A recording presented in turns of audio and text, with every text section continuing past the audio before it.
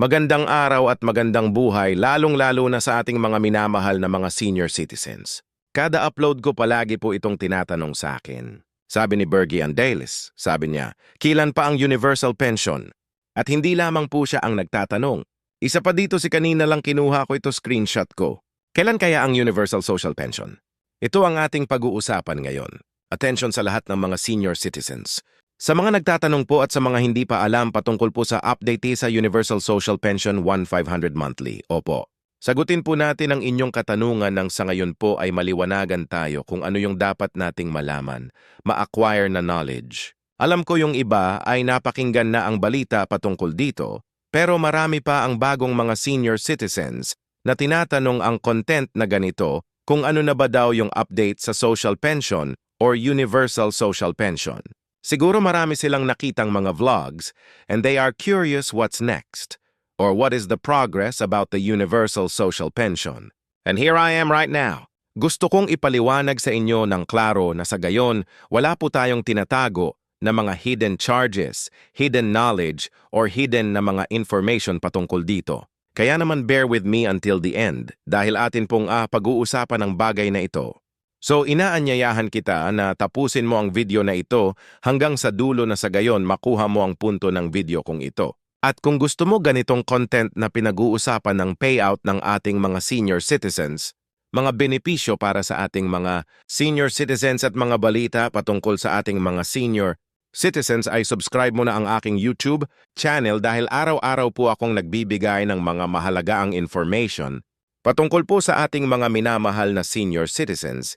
At i-ben notification mo na para maging updated ka sa mga videos na i-upload ko pa.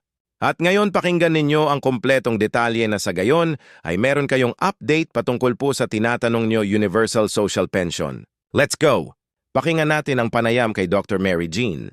Loreche sa kortesi po ito sa DZMMT Radio. Ano ba ang kumbaga chances na ito hong isinusulong na Universal Pension Hike 1,500 na pinamamadali na nga ito ni Senador Risa Ontiveros ay makapasa sa lalong madaling panahon? Base sa ating pinuntahan we were part of the Senate hearing nitong Miyerkules lang.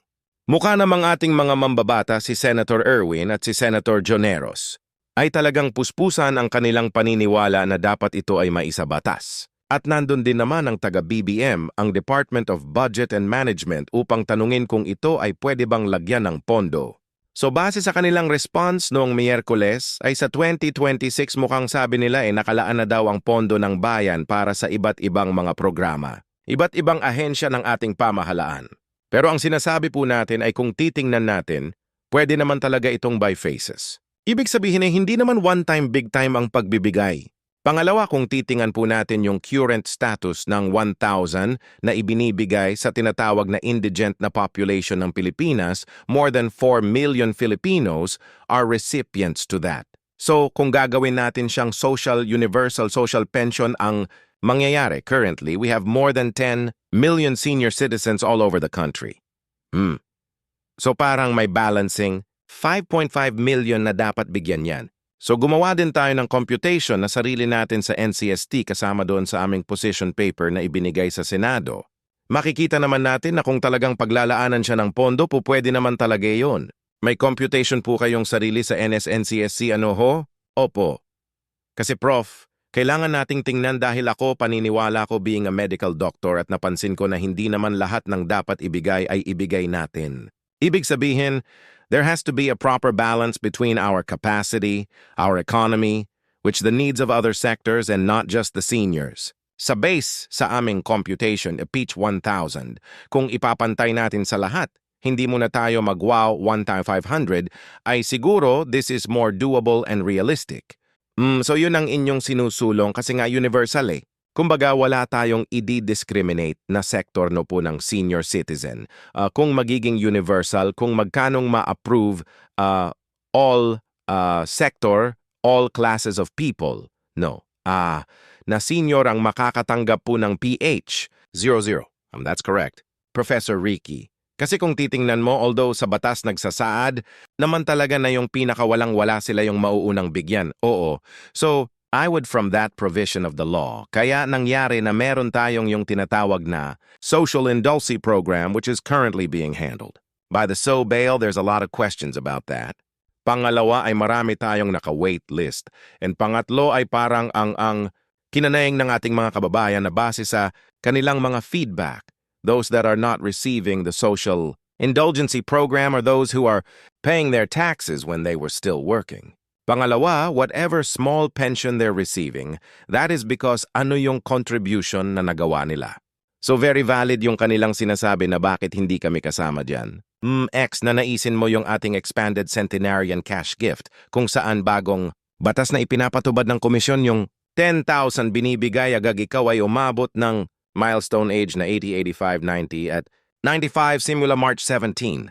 Ng 2024, makikita mo yung provision nung batas, wala siyang kinikilingan, hindi siya kailangan na mahirap ka, may sakit ka o sakiting ka or wala economic support. So it really encompasses everyone, no? So wala siyang kinikilala and when we are distributing that to our kababayan, no, may kaya man sila or wala tuwang-tuwa silang matanggap nila yon. Not really the amount but the thought na isinali sila ng ating pamahalaan, right? That's very right. Opo. Sige. So ma'am, yung binabanggit po ninyo Dr. Jen na tama po no, ilinawin lang natin. So humihingi kayo na madagdagan pa ng 500 bukod doon sa i-universalize. Tama ma'am no? I-correct lang po yung ganon na details. Bukod sa ma-universalize po ito. Parang it's addition, kumbaga modification doon sa umiiral na po nga yung batas. Expanded Senior Citizens Law. Gusto ninyong madagdagan pa ng another 500. Ano po, Dr. Jen? No. Ang current na yung Universal Social Pension refers to yung ngayon kasi na current na Social Indulgency Program na tinatanggap ng ating yung classified na apat. Know the criteria. Kaya 4.55 million lang yung tumatanggap is only po 1,000. For the Universal Social Pension, it becomes 1,000 instead of PH, 500. So kumbaga it cuts across whether you're receiving 1,000 or bago ikaw bibigyan. It should be status po at 1,000 para lahat muna mabigyan. Ikasyong yung isinusulong ngayon na bill, there are several versions. Yung isa is 1,000, yung isa ay 2,000. So tayo, we have to be realistic in terms of capacity, in terms of our economy at capacity ng budget natin. A PHP 1,000 per month for everyone for the Universal Social Pension should be realistic already. Yun kasi dito po sa hawak ko din na I don't know if this release came from the office of Senator Ontiveros. Ado nga sa hearing po yung pinag-usapan Senate Bill 215, unfortunately hindi ho ako nakasubaybay dito. Linga para kay Lolo at Lola. So tama ho ba na siya yung nagsusulong po ng 1,500 monthly stipend? Yes, that's correct. At saka medyo si Senator Erwin meron din siyang kanya. So almost similar naman. Subalit yung amin kasing stand niyan is we approve, we actually salute our senators for providing that. However, there are two things na gusto sana namin na sinabi ko din naman nung hearing una kung magiging universal siya, so ibig sabihin standard at 1,000. Kung PH, ay bang isinusulong baka pwedeng by-facing. Ibig sabihin let's start with 1,000 first. See how it goes because we want it to be sustainable as well.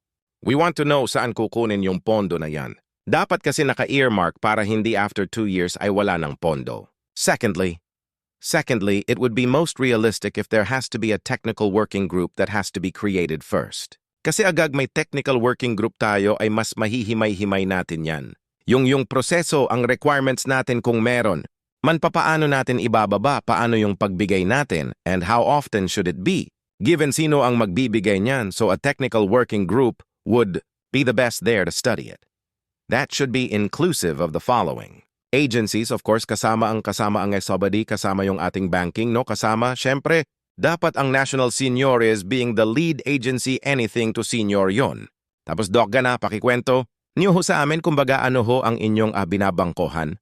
Inaangklahan dito po sa pagsusulong ng ganito, parang given kanina may binanggit na kayong figure ng kung gaano karami yung mga indigent na senior, tapos gaano kadami sa inyong datos po yung mga hindi kasama para ano ho ang inyong inaangkoran dito po sa inyong sinusulong na ito 12 na una sa lahat sa current ngayon na binibigyan ng DSWD base nga doon sa indulgency na yan, meron silang more than 4 million recipients. If I'm not mistaken, that's around 4.6 to 4.8 million Ang ating status ngayon, ang ating base sa PSA as of 2025, meron tayong 10,986 Senior citizens who are 60 years old and above. Oh, so kung yan ay atin ang compute at 1,000 yung ating 10.986 million, Filipinos, that's around 131.8 billion a year. So yun yung that's where we are coming from. Pangalawa, we also believe na, para siyang it's a cycle of sa economics, no? Pag may pera kasi yung ating mga seniors, they're able to buy kung anong kailangan nila.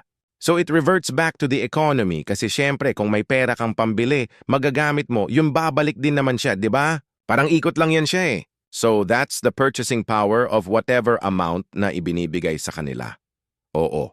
Yung may tanong lang po rito, yung bang mga nakakatanggap na po ng SS pension will be, ano pa rin dito, parang eligible kung sakali. If it's a universal, Professor Ricky, then it becomes everyone. As long as you are 60 and beyond, then you are able to receive that. Wala siyang kikilalanin eh. Oo. Tayo kasi marami din namang kwentong lumalabas na okay naman yung pamilya niya. Bakit siya tumatanggap? Bakit ako 5 taon na naghihintay na walang-wala? Bakit ako walang tinatanggap? So it all goes back to being being inclusive with no senior being left behind. However, kailangan siguro natin i-strengthen ang datus. So, I always believe that the data, the registration, the registry should be put in place. Yeah, agree din ho ako dyan 100%. Lagi kong binabanggit kasi din, Doc. Gin parang sideline din kasi nabanggit ninyo yung, and I'm really glad na nabanggit po ninyo yung pag-aayos ng datos, and even nabanggit nyo kanina yung pag-aayos ng mechanisms, like sino bang hahawak nito? Ano bang proseso? Ano bang papel ng LG uli dito? Yung mga ganon. Kasi nung umupo, kung natatandaan nyo, Doc Gin, si Senador Erwin Tulfo before as DSWD, Secretary yung isa sa ewan ko, hindi natuloy kasi tumanggap din ng maraming criticism even sa social work profession, DSWD itself, no? Kasi kulang daw sa tao eh. Yung ito ay mawala sa kamay po ng LGU. Kasi parang ang nangyayari, napupoliticize eh. Ano ho bang sa NSNCSC? Ano bang inyong kwandyan? Ano bang inyong assessment po? Kasi tama kayo kahit nung nabubuhay yung nanay ko. Yun yung isang issue ng mga senyor eh. Yung pamamahagi yung ang tagal makra. Hirap na hirap yung mga indigent senior sa pagkobra sa munisipyo kasi walang nag-a-assist. Ano bang sitwasyon diyan, Doc Gin? Sa lahat, Professor Ricky, ang may hawak kasi sa ngayon yan ay ang ating kapatid no, sa DSWD, so I cannot speak for themselves. But what I can say is this based on our experience sa NCSC with the implementation of the expanded centenarian cash kit na 10,000 plus the centenarian of 100,000 to 100 years old. Kami kasi ang humahawak with the schedule. So we collaborate with the LGUs and then yung mga tauhan natin sa ibaba, after verification and validation, nagsischedule tayo ng payout natin.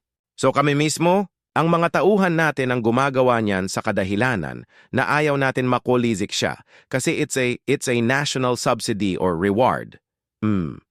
So mahalaga siguro na ang concept na because a national program, it should never in any way be politicized dahil din naman yan sa pera ng taong bayan. Nasana'y marami tayong nakuhang magandang balita ngayon sa aking ipinakita sa inyo at yun po ang update patungkol po sa Universal Social Pension. Maraming salamat po sa panonood para po sa dagdag na balita. Please subscribe my YouTube channel dahil araw-araw po akong nagbibigay ng magandang balita po para sa ating mga citizens.